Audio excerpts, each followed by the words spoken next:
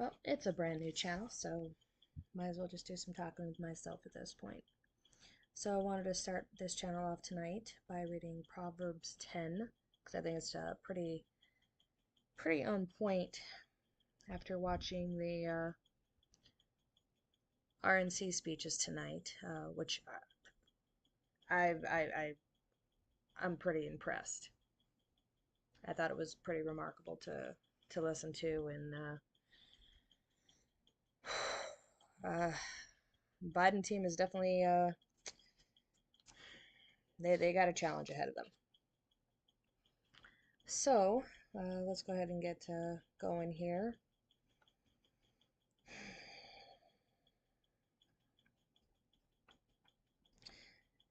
We're going to go ahead and go down to Proverbs 10, verse 13. In the lips of him that hath understanding, wisdom is found. But a rod is for the back of him that is void of understanding. Wise men lay up knowledge, but the mouth of the foolish is near destruction.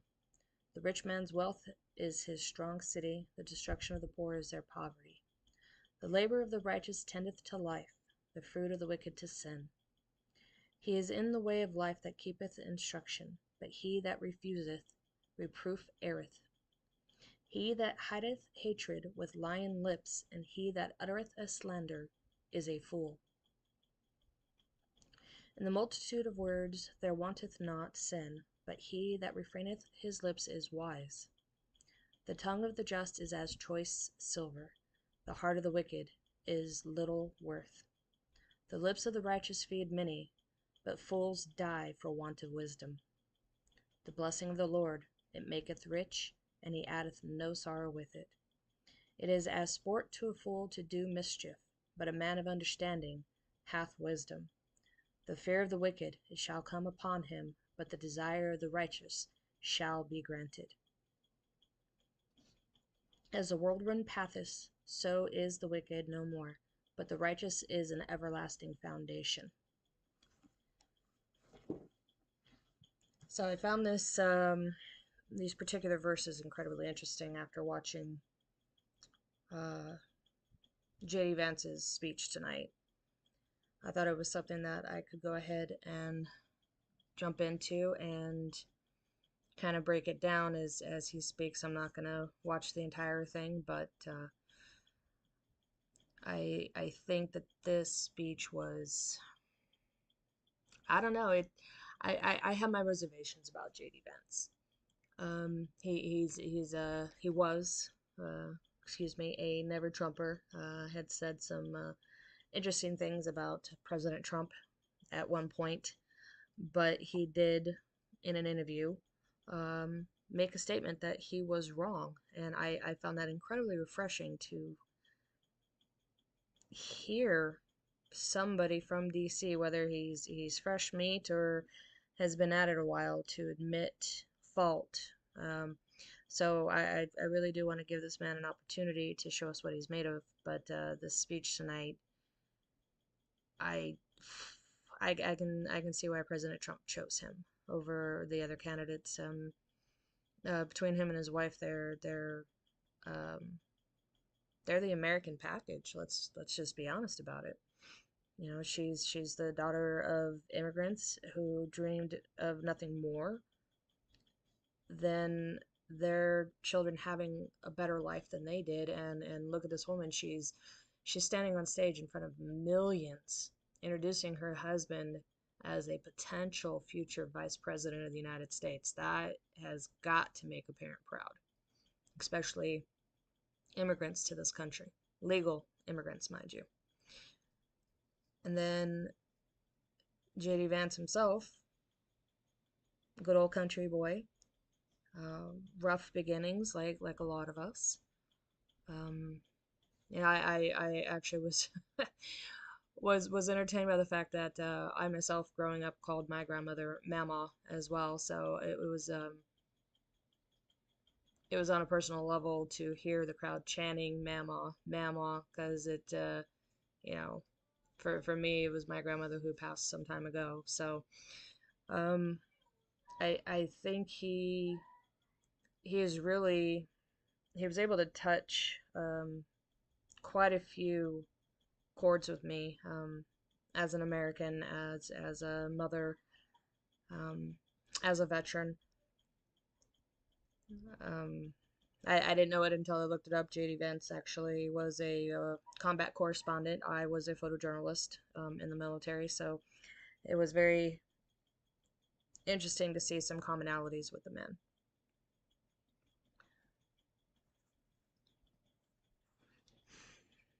You know, I really, really felt that he made and I can't obviously speak for anybody else in this country. Hopefully somebody can hop in the chat and tell me. But I really think that he was able to make connections across the board with different types of people, different types of Americans. So the way I saw it was that he could have been a kid I grew up with.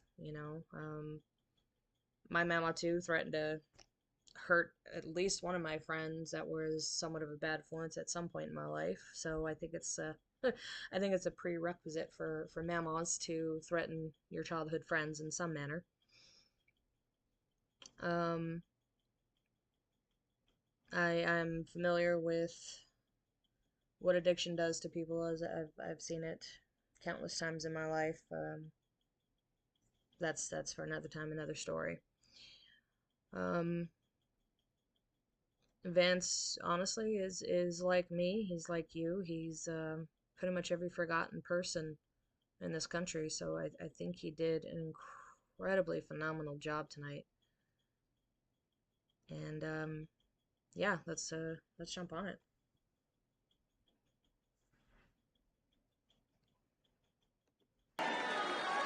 Wow.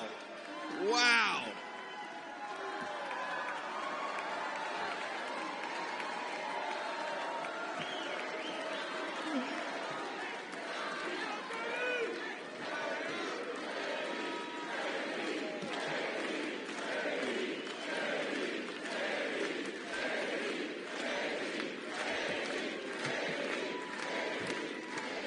Yeah.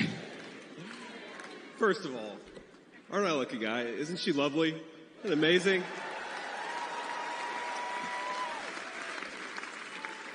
Greetings, Milwaukee, my fellow Americans and my fellow Republicans. My name is JD Vance from the great state of Ohio.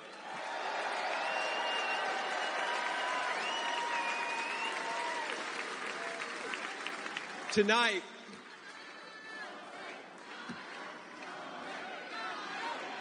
O-H-I-O, O-H-I-O. You guys, we're gonna chill with the Ohio love. We gotta win Michigan too here, so.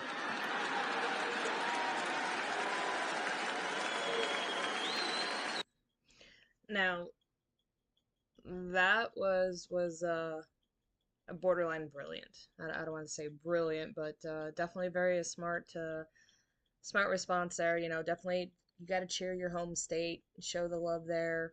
Um, but I like how he quickly, was like, hey, we also got to get Michigan here.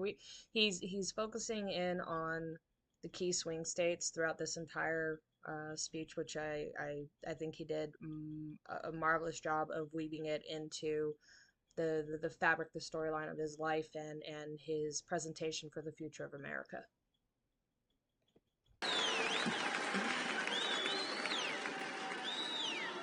My friends, tonight is a night of hope, a celebration of what America once was, and with God's grace, what it will soon be again.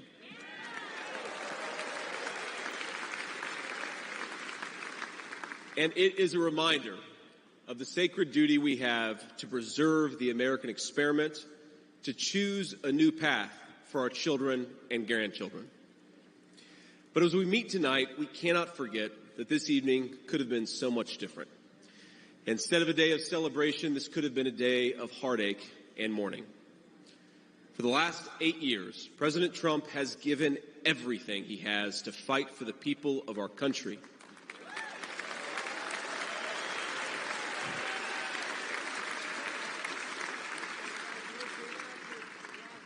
He didn't need politics, but the country needed him.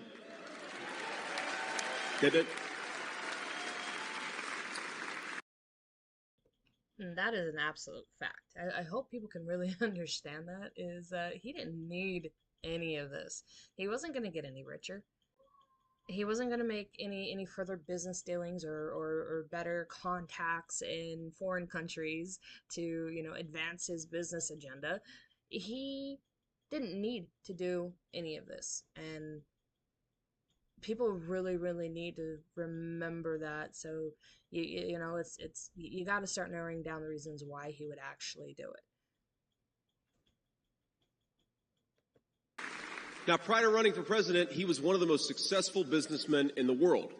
He had everything anyone could ever want in a life. And yet, instead of choosing the easy path, he chose to endure abuse, slander, and persecution. And he did it because he loves this country.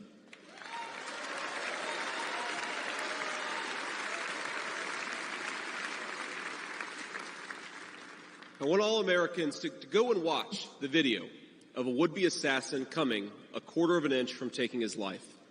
Consider the lies they told you about Donald Trump, and then look at that photo of him, defiant, fist in the air, when Donald Trump rose to his feet in that Pennsylvania field. All of America stood with him.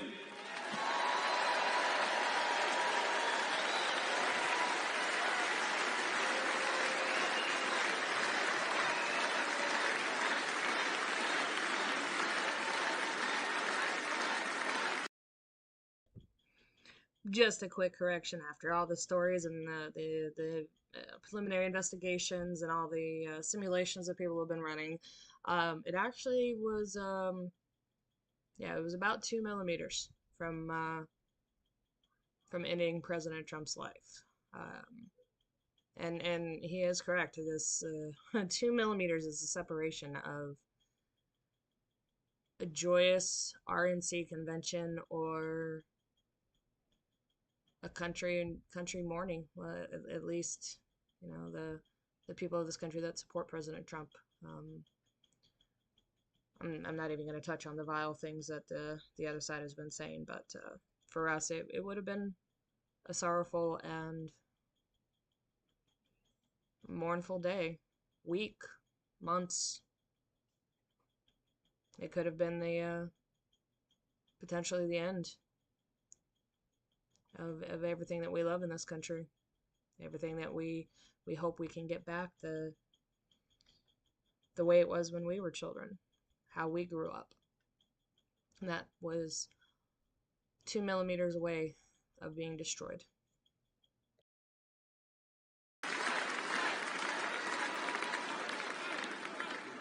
And what did he call us to do for our country? To fight for America. Even in his most perilous moment, we were on his mind. His instinct was for us, for our country, to call us to something higher, to something greater, to once again be citizens who ask what our country needs of us. Now consider what they said. They said he was a tyrant. They said he must be stopped at all costs. But how did he respond? He called for national unity, for national calm, literally right after an assassin nearly took his life.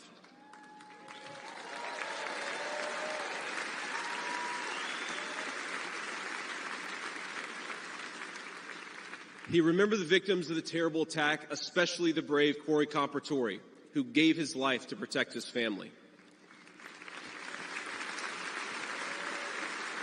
And God bless him. And then President Trump flew to Milwaukee and got back to work.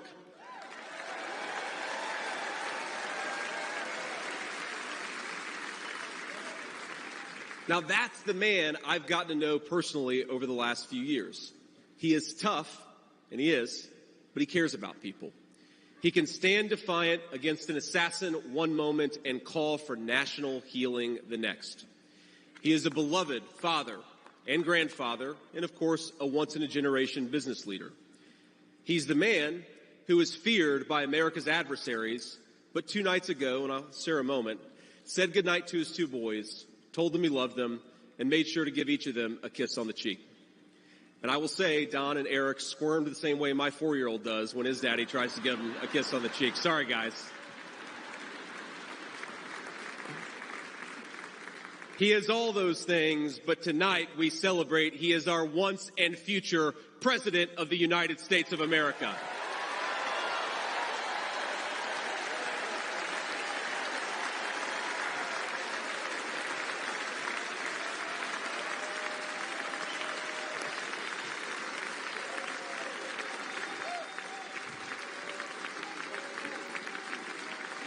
Now,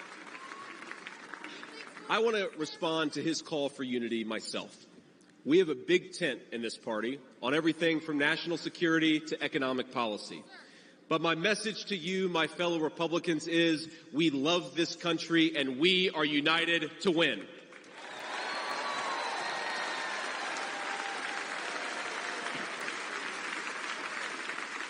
Right. Now, I think our disagreements actually make us stronger. That's what I've learned in my time in the United States Senate, where sometimes I persuade my colleagues and sometimes they persuade me. And my message to my fellow Americans, those watching from across the country, is shouldn't we be governed by a party that is unafraid to debate ideas and come to the best solution?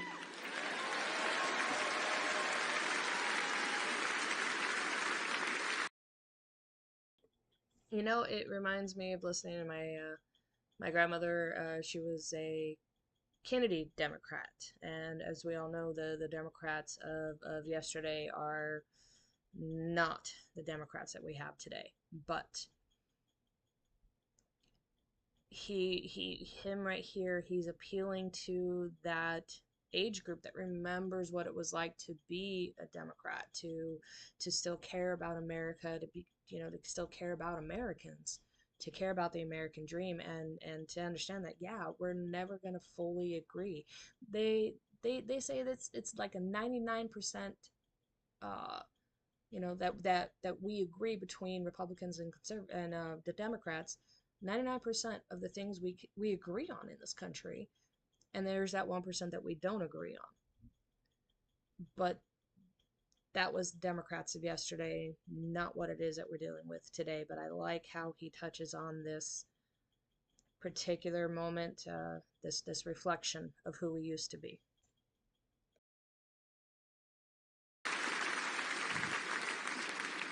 That's the Republican Party of the next 4 years, united in our love for this country and committed to free speech and the open exchange of ideas.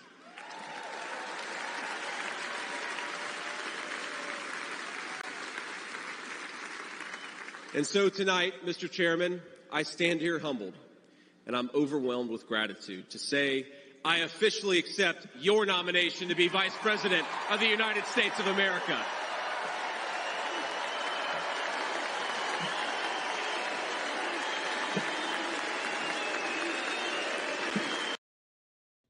Just real quick, sorry for the video glitching. I'm not sure if it's my streaming or if it's where I got the YouTube information from, but audio is still good though, so we'll keep rolling.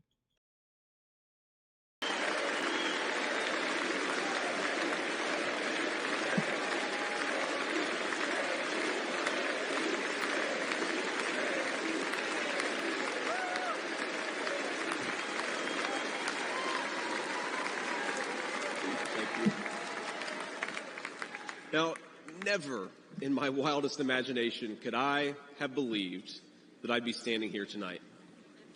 I grew up in Middletown, Ohio.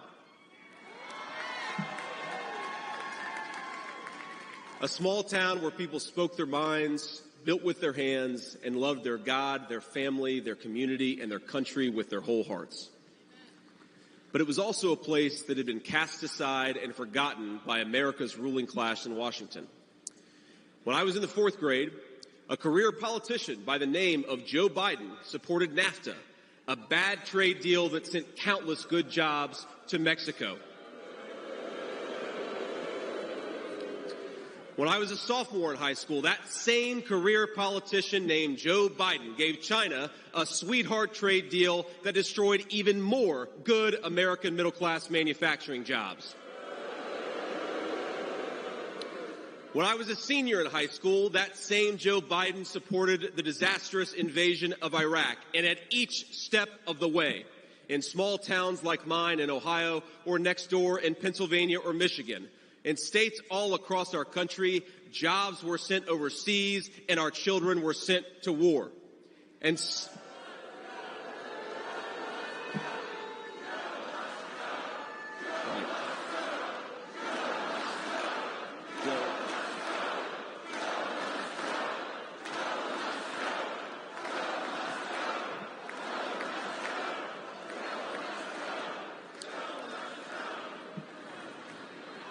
I agree. And somehow, a real estate developer from New York City by the name of Donald J. Trump was right on all of these issues while Biden was wrong.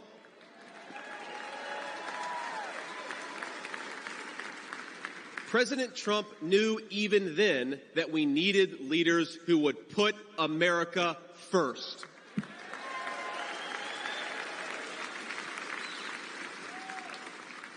Now, thanks to these policies that Biden and other out-of-touch politicians in Washington gave us, our country was flooded with cheap Chinese goods, with cheap foreign labor, and in the decades to come, deadly Chinese fentanyl.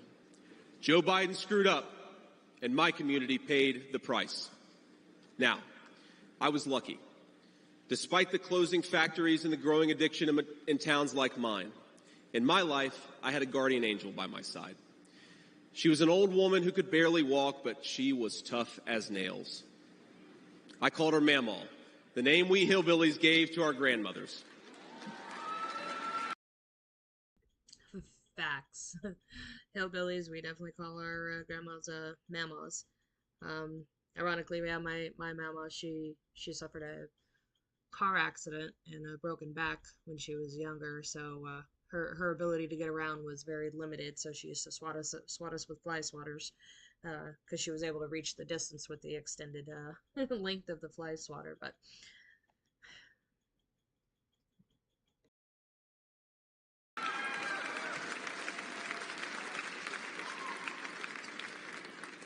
Mamaw raised me as my mother struggled with addiction. Mamaw was in so many ways a woman of contradiction. She loved the Lord, ladies and gentlemen. She was a woman of very deep Christian faith.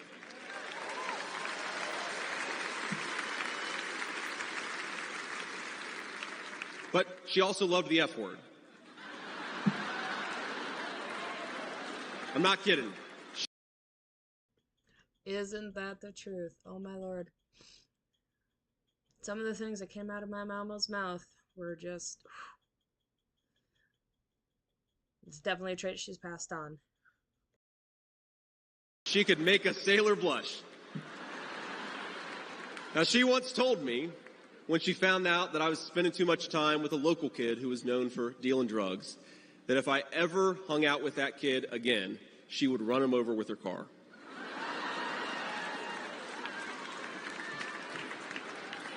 That's true. And she said, JD, no one will ever find out about it.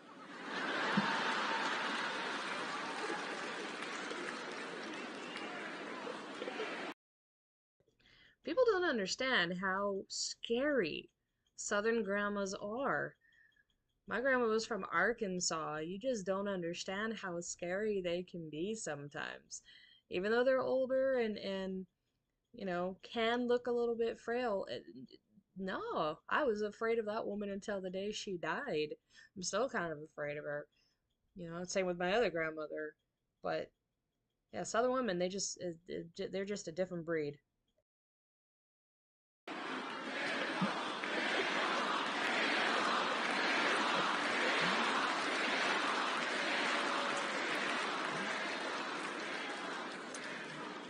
Now, thanks to that Mamaw, things worked out for me. After 9/11, I did what thousands of other young men my age did in that time of soaring patriotism and love of country.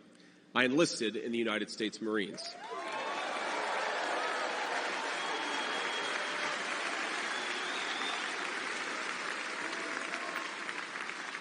Semper Fi to my fellow Marines. Now, I left the Marines after 4 years and went to the Ohio State University.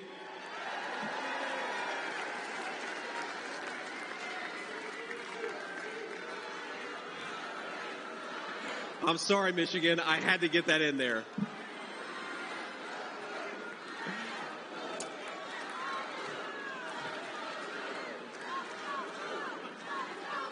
Come on, come on. We've had enough political violence. Now, after Ohio State, I went to Yale Law School, where I met my beautiful wife. And then I started businesses to create jobs in the kind of places that I grew up in. Now, my work taught me that there is still so much talent and grit in the American heartland. There really is. But for these places to thrive, my friends, we need a leader who fights for the people who built this country.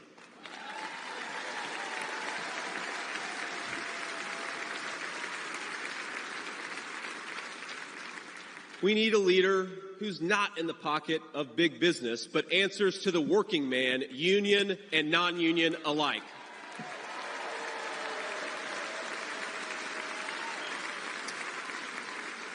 A leader who won't sell out to multinational corporations, but will stand up for American companies and American industry.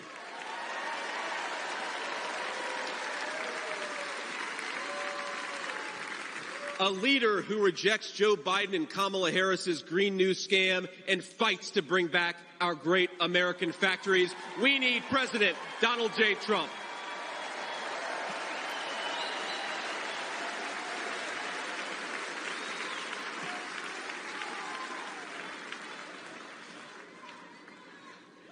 Some people tell me I've lived the American dream, and of course they're right, and I'm so grateful for it. But the American dream that always counted most was not starting a business or becoming a senator or even being here with you fine people, though it's pretty awesome. My most important American dream was becoming a good husband and a good dad, of being able to give...